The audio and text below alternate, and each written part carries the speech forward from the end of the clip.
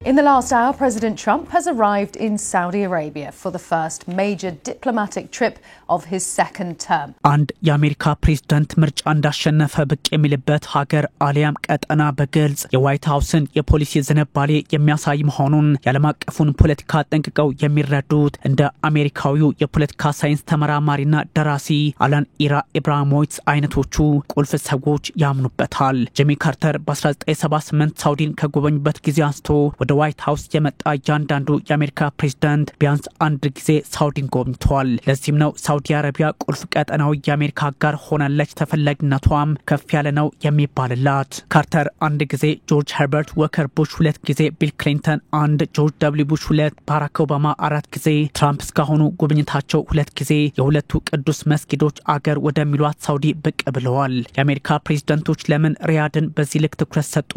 ያላን ኢብራሂሞቪች ሐሳብን አረዳድ ግምት ውስጥ ማስገባት ከበቂ በላይ ምላሽ ይሆናል። የአሜሪካውያን ፖለቲካ ምርጫ የፖለቲካ ፓርቲዎች በአሜሪካ መሰል ጥናቶችን ያደረጉ በመሆናቸው በርግጥም የዋሽንግተን ፖለቲካዊ ቅኝት ወዴት ሊያመራ እንደሚችል የፕሬዝዳንቱ እግር ከምርጫ በኋላ የረገጠባትን አገር አስፈላጊነት፣ ስትራቴጂ፣ የኢነርጂ ሀብትና መሰል ዓለም አቀፋዊ ተቀባይነትን ግምት ውስጥ ማስገባት ምላሹን ያረጋግጠዋል።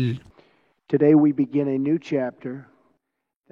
ዛሬ ለሁሉም ዜጎቻችን ዘላቂ ጥቅም የሚያስገኝ አዲስ ምዕራፍ ከፍተናል። ዛሬ የአሜሪካ ሕዝብ ተወካይ ሆኜ እዚህ ፊታችሁ የቆምኩት ስለ ፍቅር፣ ወዳጅነትና ተስፋ መልእክትን ለማስተላለፍ ነው። የኛ ምኞት በቀጠናውና በዓለም ሰላም፣ ጸጥታና ብልጽግና ነው።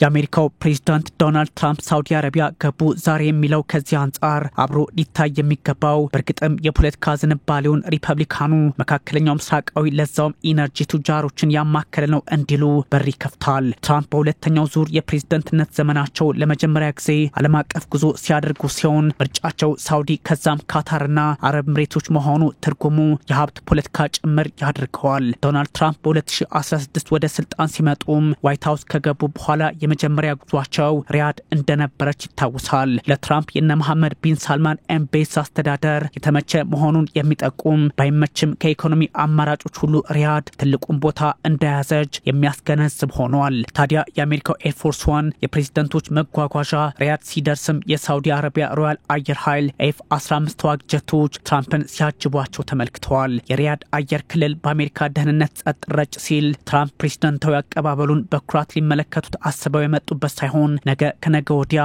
ዓለም ልትደርስበት የምትችለውን የኢኮኖሚ አካሄድ ከግንዛቤ በማስገባት ያደረጉት ነው። በመካከለኛው ምስራቅ ለ3 ቀናት የሚቆዩ ትራምፕ ሪያድ፣ ዶሃና አቡዳቢ መዳረሻቸው ሆነዋል። ታዲያ ትራምፕ የመጀመሪያው ዓለም አቀፍ ጉዟቸው ወደ ቫቲካን የፖፕ ፍራንሲስን የቀብር ስነ ስርዓት ለመታደም ተጓዙ ከሚለው ባሻገር ፖለቲካዊና መጣኔ ሀብታዊ ጉዟቸውን አህዱ ብለው የጀመሩት በሳውዲ አረቢያ ሪያድ ሆኗል። ታሪካዊ ምልሰት በሳውዲ አረቢያ ዋይት ሃውስ የሚለውም ለዚህ ሆኗል። ትራምፕ ኢንቨስትመንትን በቀጠናዊ ጉዳዮች ላይ ዲፕሎማሲዎችን ማስተካከል፣ ሳውዲን ከእስራኤል ጋር ማወዳጀት፣ የ100 ቢሊዮን የጦር መሳሪያ ሽያጭ የጉዟቸው ማዕከል ቢሆንም ጎን ለጎን ደግሞ ግላዊ ስሜቶች ከፖለቲካው አንጻርም ተይዘዋል። በሳውዲና በአሜሪካ መካከል ያለው ትስስር የቆየ ነው። በመካከለኛው ምስራቅ ቁልፍ አጋር ነን። ለ80 ዓመታት የዘለቀ ጥምረት በትላልቆቹ ፍላጎቶች በተለይም በደህንነት፣ በኢኮኖሚና በተለያዩ ዘርፎች እጅግ በብዙ ዘርፎች የግንኙነቱ መሰረት እርግጥ ጥልቅና ግዙፍ ነው። $1 ትሪሊየን በአሜሪካ ኢንቨስትመንትን ለማረጋገጥ ከልዑል አልጋውራሽ መሐመድ ቢን ሳልማን አረንጓዴውን ምልክት ለማግኘት እንዲሁም ከነበረው የ600 ቢሊዮን ኢንቨስትመንት ቃል የተገባው ማለት ነው በጥፍ ገደማ ማሳደግ እንደሚሆን እየተወሳ ይገኛል። ትራምፕ በቀጠናው ላይ እስራኤልና ኢራን ውጥረት ውስጥ በገቡበት ሰዓት ያደረጉት ጉዞ ከመሆኑም ባሻገር ቴልአቪቭን ሳይረግጡ ወደ አሜሪካ መመለስ ዓላማቸው ነው መባሉ ደግሞ አነጋጋሪ ሆኗል። ኢየሩሳሌምን የእስራኤል ዋና ከተማ ያደረጉ ጎላን ተራሮችን ለእስራኤል አሳልፈው የሰጡ እንዴት በኔታንያሁ ላይ ጨከኑ የሚል ጥያቄ ሲነሳ በርግጥም ትራምፕና ኔታንያሁ ተቃቅረው ይሆን የሚል ሐሳብ ያስነሳል። በርግጥ ዛሬ ወዳጆች ነን በሚል እንደሞገዱ ናቸው ሁለቱም ወገኖች። የሪፐብሊካኑ ጉዞ እስራኤልን ጀርባ መስጠት አረዳድ አይኖረውም።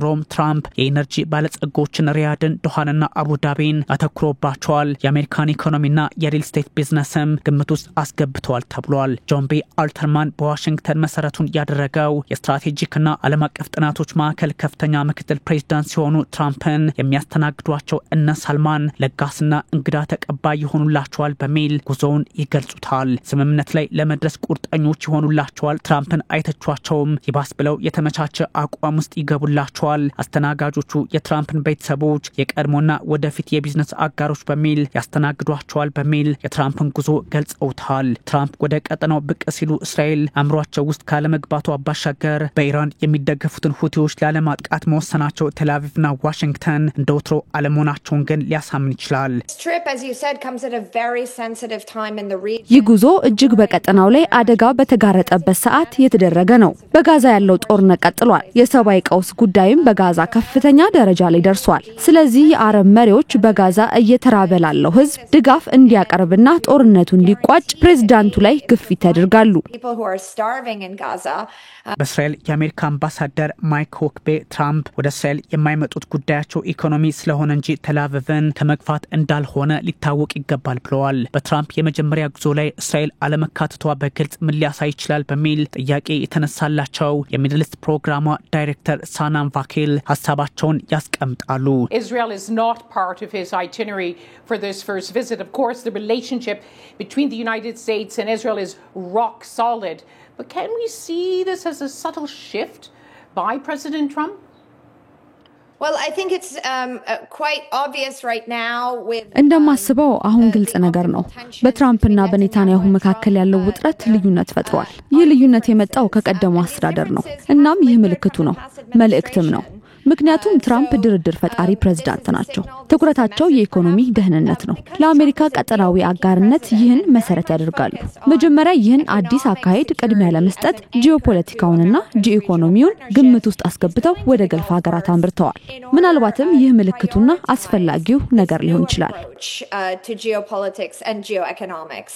So this is the signaling that is also very important here. ምናልባት የዓለማችን ዲፕሎማሲ ወደ መካከለኛው ምስራቅ ባዘነበለበት ሰዓት ትራምፕ ወደ ሳውዲ መምጣታቸው ትርጉሙ የበዛ ሆኗል። የፕሬዝዳንቱ ልጅ ኤሪክ ትራምፕ የገልፍ ሀገራት እውነተኛ የዋይት ሃውስ ወዳጆች ናቸው ከማለታቸውም በላይ አባቴ ትራምፕ ከሳውዲ ከካታርና ከኤምሬቶች መሪዎች ጋር ልዩ ትስስር አላቸው ብለው ታርፈዋል። የግል ግንኙነታቸውን የሚያሳይም ነው። የትራምፕ ድርጅት በጂዳ በዱባይና በዶሃ የሪል ስቴት ፕሮጀክት ውስጥ ነው። የጋዛ የኢራን የሶሪያ በጥቅሉ የመካከለኛው ምስራቅ ጉዳይ ሲነሳ እስራኤልም የጦር መሳሪያ ሽያጭም ግምት ውስጥ ገብተዋል። የሪያድና ዋሽንግተን ግንኙነት በአሁናዊው የትራምፕ ጉዞ የንግድ ነው። እንደ አሜሪካ የንግድ ሚኒስቴር የአሜሪካ ቀጥተኛ የውጭ ኢንቨስትመንት FDI በሳውዲ በ2023 ብቻ 11.3 ቢሊዮን የአሜሪካ ዶላር ደርሶ ነበር። የሳውዲ FDI ስቶክ በአሜሪካ በአብዛኛው በትራንስፖርት፣ በሪል ስቴት፣ በፕላስቲክ፣ በአውቶሞቲቭ፣ በፋይናንስ አገልግሎትና በሌሎች ዘርፎች 9.6 ቢሊዮን ዶላር ደርሷል። ለዚህም ነው ጉዞ አንደምታ የበዛን የሚባለው። የስፔስ ኤክሱ ኤለን መስክ በሪያድ ቅንጡ ምሳ እጅግ ወሳኝ ከተባሉ ሰዎች ጋር መጋበዙም ግንኙነቱ ዲፕሎማሲያዊ ንግድም መሆኑን የሚጠቁም ያደርገዋል።